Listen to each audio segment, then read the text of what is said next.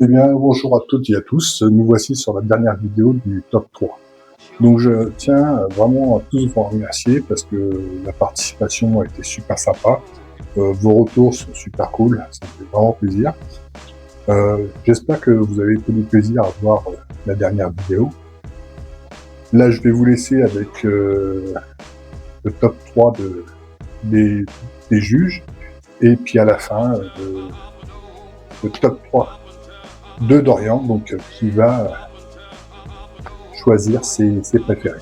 Alors je tiens à vous dire que voilà, il y a un top 3, mais tous, vraiment tous les terrains que vous m'avez envoyés, moi il y a toujours un petit détail qui me fait waouh. Donc pour moi vous êtes tous gagnants, mais malheureusement je peux pas mettre tout le monde numéro 1. Mais franchement, ce que vous faites c'est magnifique. Voilà, je vous laisse avec la vidéo, j'espère que ça va vous plaire. À plus tard. Salut!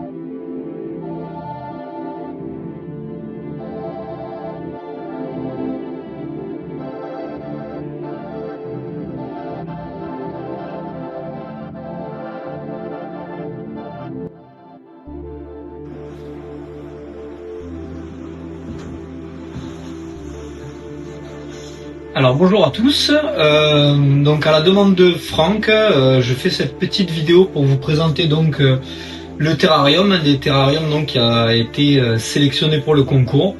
Je remercie énormément Franck pour ce concours qu'il a fait et son implication dans ses vidéos et tout ça. Voilà, donc on est sur un terrarium qui fait 90, 60, 45. À la base c'est un terrarium qui était censé faire 120, 130 de long. Malheureusement j'ai pas trouvé la cuve adéquate et puis je n'ai pas eu le temps de la fabriquer. Donc on est parti sur ce qu'on a trouvé en fin de compte, donc un 90 de long. Voilà. Le but du jeu était de reproduire comme une branche d'arbre qui serait tombée en fin de compte au sol et sur lequel la vie aurait repris son cours. Donc pour ce faire, j'ai deux types de sol. J'ai une première partie sur le milieu du terrarium et l'arrière qui est en BTS, qui elle est donc surélevée par rapport au reste. Et le reste c'est un mélange donc de substrat qui est assez aéré afin que les plantes qui sont plantées au sol et qui courent au sol puissent avoir un bon système racinaire.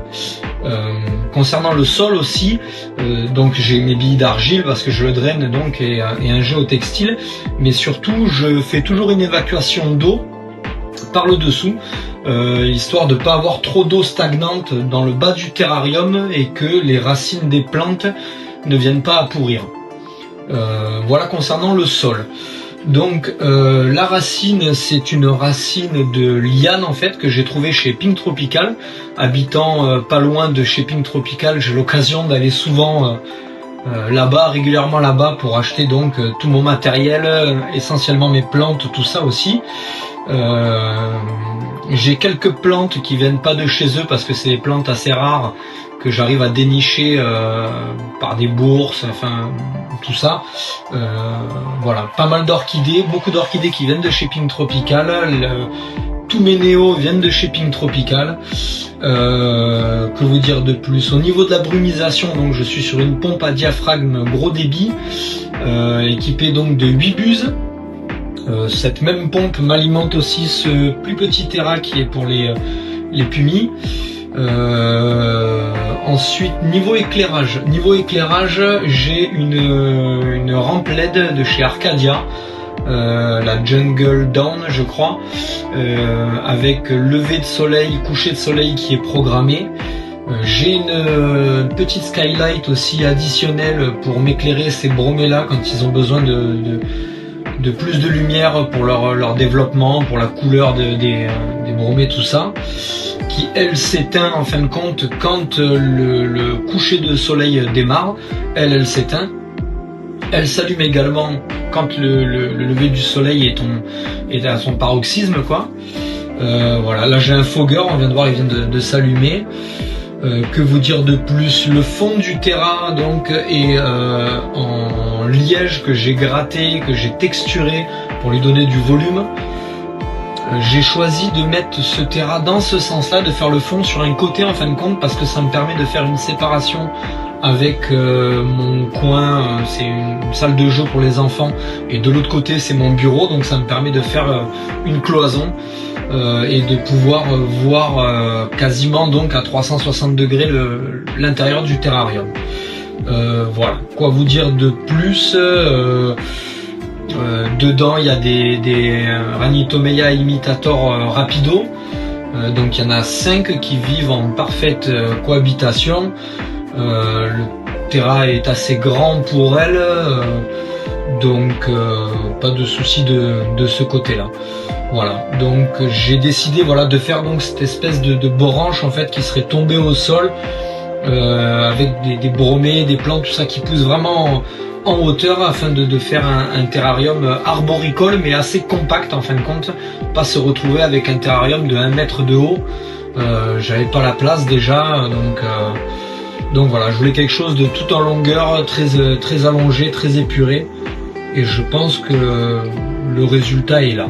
Voilà, sachant que c'est un terrarium de reprise, j'avais arrêté la terrario, j'ai fait que des terrariums tropicaux, mais j'ai arrêté la terrario pendant pas mal d'années, et puis là, pour se relancer, on va dire, on a fait ce petit terrain qui est bien sympa, mais qui est l'ébauche, en fait, c'est un brouillon de ce que je risque de faire prochainement. Donc il risque d'y avoir d'autres réalisations prochainement. Voilà. Si je peux aider, s'il y a des questions ou quoi, n'hésitez pas à m'envoyer un message privé.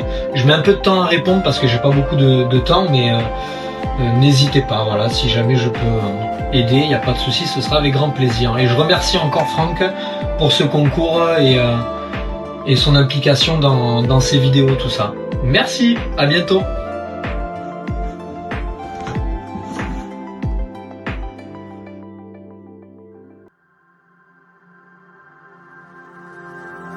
La base du terrarium provient d'un meuble vitrine trouvé sur le bon coin.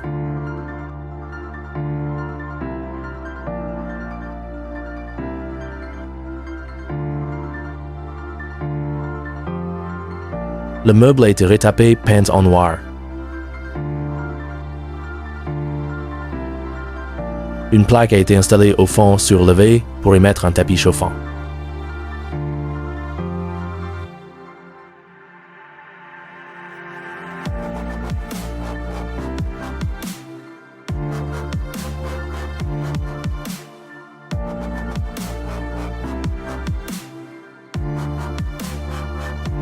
Au-dessus des spots Goody, entre 4100 K et 6000 K, la racine et la mousse PU a été enduite de silicone aquarium puis recouverte d'un mélange de tourbe, de coco ainsi que de sphène. Pas de plantes rares, mais principalement de fougères, de Ficus pumila, de broméliacées, des orchidées miniatures.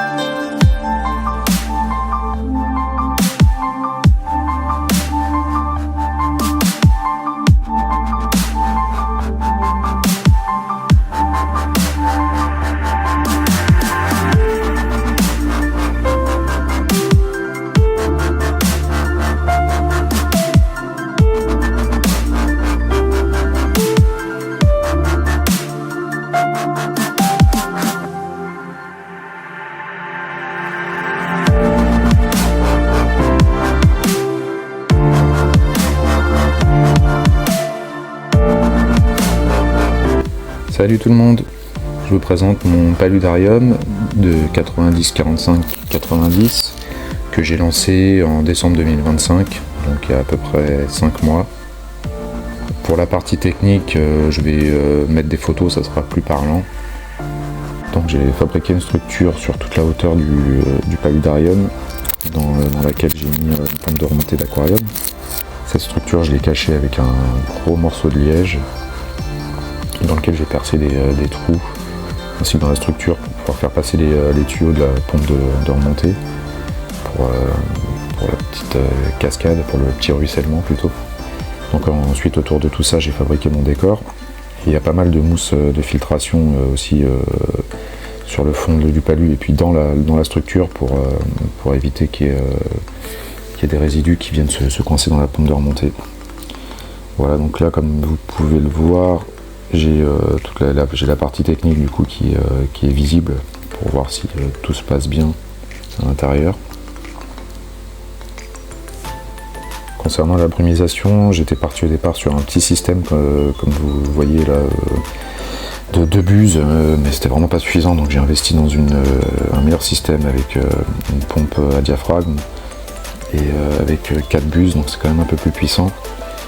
Il tourne 3 fois par jour pendant 45 secondes, donc c'est pas idéal parce que c'est un peu beaucoup 45 secondes, mais en fait je dors dans la même pièce, donc vu que c'est quand même assez bruyant, je voulais que ça fonctionne juste la journée, donc c'est pour ça que j'ai fait 3 dormis de 45 secondes. Voilà. Sinon concernant la lumière, j'ai une Skylight PRI 55 ainsi qu'une rampe UV Arcadia Lumenize de 6% que j'ai réglé à peu près comme une journée d'ensoleillement classique, progressivement quoi. Voilà, sinon il y a une lampe chauffante infrarouge qui est branchée sur un thermostat.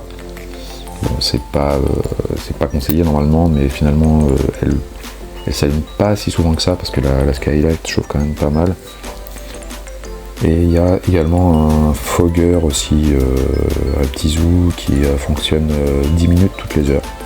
Voilà, et un mini fogger juste pour l'esthétique, pour faire une petite brume sympa au-dessus de l'eau. Concernant la population de ce paludarium, j'ai donc un groupe d'Epipédobates antonii, un petit Phelsuma nigestriata, et dans la partie aquatique, des Cornegiella strigata, qui sont des poissons hachette, ainsi qu'un groupe de Corydoras pilumé, et quelques têtards en ce moment, qui j'espère arriveront à maturité.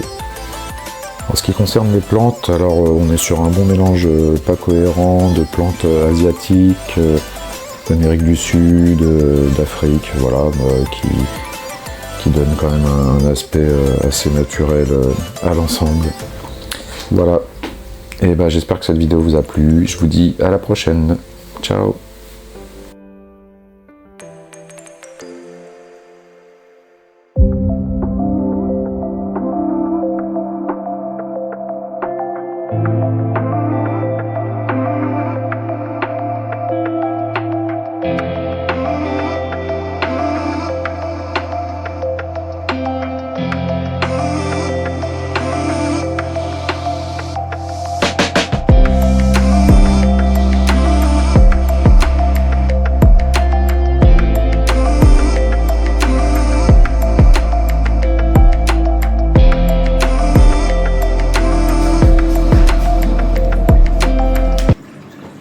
Petite vidéo de présentation de mon paludarium de 150 par 80 par 80.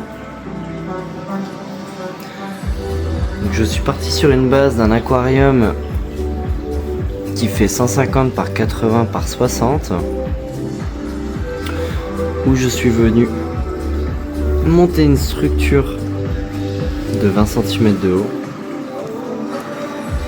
en plexi et en bois.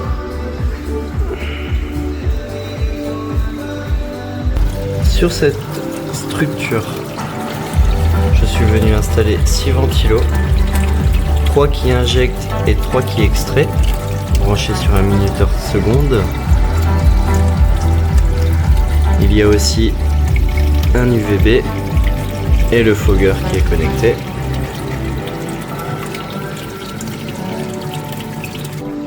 De l'autre côté, on y trouve le thermostat ainsi que le chauffage en plafond chauffant qui est protégé par une grille et un ventilateur.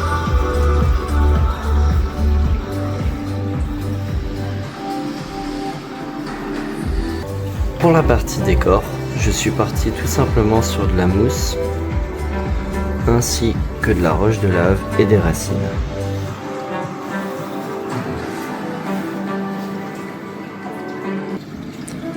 Au niveau plantes, on y retrouve un peu de tout,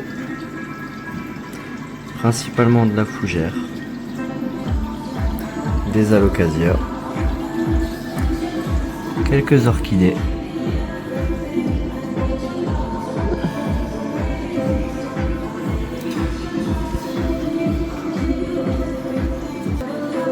pour la partie aquatique, je suis parti sur des echinodorus,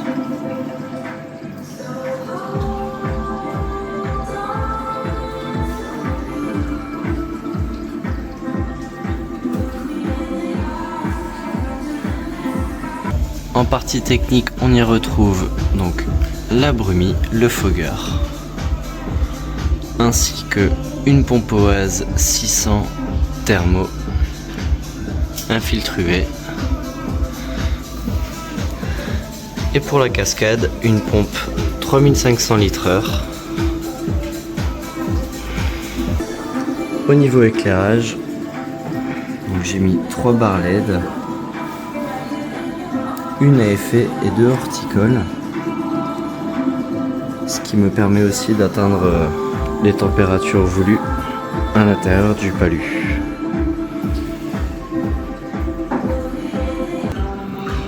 Au niveau population, donc je suis parti sur un trio d'Anolis carolinensis. Il n'était pas destiné à ce palu, mais il s'y plaise plutôt bien et j'ai même de la repro, donc je suis plutôt content. Et pour la partie aquatique, je suis parti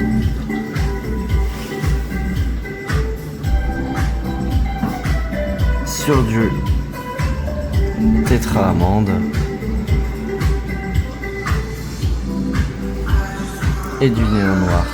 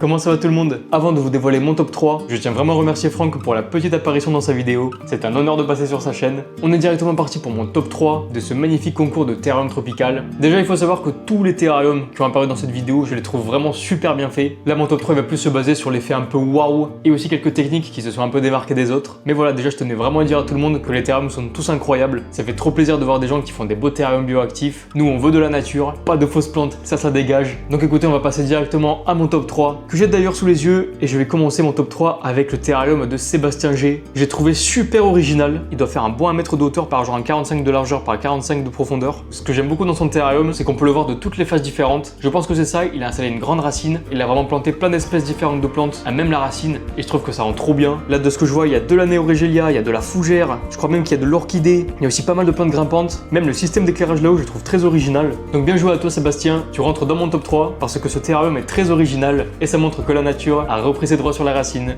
Le prochain terrarium qui passe dans mon top 3, c'est celui de Lenny S, qui nous a pondu un terrarium exceptionnel. Je pense que c'est un bon 90 de longueur par 45 de profondeur par 90 de hauteur. Et franchement, on se croirait carrément dans Avatar. Bah, tout simplement. Il a fait vraiment pas mal de jeux. Le décor de fond est super bien fait. Il a vraiment joué avec les racines en jouant avec la profondeur de son décor. De ce que je vois, il y a même un petit fogueur qui nous donne une impression de mystère. On pourrait se demander qu'est-ce qu'il y a derrière cette belle partie nuageuse. Des plantes super bien placées. Même si le terrarium est grand, je vois qu'il a opté pour pas mal de toutes petites plantes. Des toutes petites néorégelia, petite fougère, petite tillandsia de ce que je vois aussi. Et en plus de ça, il y a une belle partie aquatique, donc on va plus appeler ça un paludarium. Je sais pas du tout s'il y a des poissons à l'intérieur, mais je pense qu'on pourrait carrément en mettre. Petite salvinia de ce que je vois, petit nénuphar. Non, franchement, ton terrarium, il est vraiment super bien fait. Ce type de terrarium, pour le coup, c'est du show complet. Là, il nous donne un vrai spectacle. Donc pour ça, chapeau l'artiste. On termine mon top 3, les amis, par attention roulement de tambour. Le dernier participant de mon top 3 sera Nicolas M pour son terrarium tout simplement spectaculaire. Le terrarium, je pense que je dois carrément rentrer à l'intérieur tellement il est énorme. De ce que je vois, il a carrément rentré un arbre dans son terrarium. Ça déjà faut le faire. Mais surtout ce que j'ai adoré, c'est qu'il a habillé la quasi-totalité du tronc avec beaucoup de néorégelia, de mousse, de tillandsia. Je vois même pas mal d'orchidées. Donc ça on pourrait dire que c'est sa petite canopée. Et du coup dans ses sous-bois, il a rajouté vraiment beaucoup de grosses plantes comme de l'alocasia, du philodendron. J'ai aussi encore un peu de broméliacée, une bonne litière de sous-bois. C'est très vert mais il y a quelques petites touches coloré de néorégelia, un très bon éclairage, un bon kit de brumisation. Franchement, je sais pas du tout si tu as des animaux ou pas à l'intérieur, mais si tu as des petites dendrobates ou autres petits lézards par exemple, je pense qu'ils doivent kiffer, et dans ton salon ou dans ta pièce reptile. Franchement, ça doit être spectaculaire. Donc pour ça, pareillement, bien joué à toi, tu rentres dans mon top 3. Voilà pour mon top 3 les amis, merci encore à Franck de Terrazonia pour la petite opportunité, j'espère que mon top 3 vous plaira, et encore bravo à tous les participants, tous les terrariums que j'ai pu voir étaient aussi vraiment bien faits, ça donnait envie de les voir en vrai. C'était Dorian pour vous servir, salut tout le monde.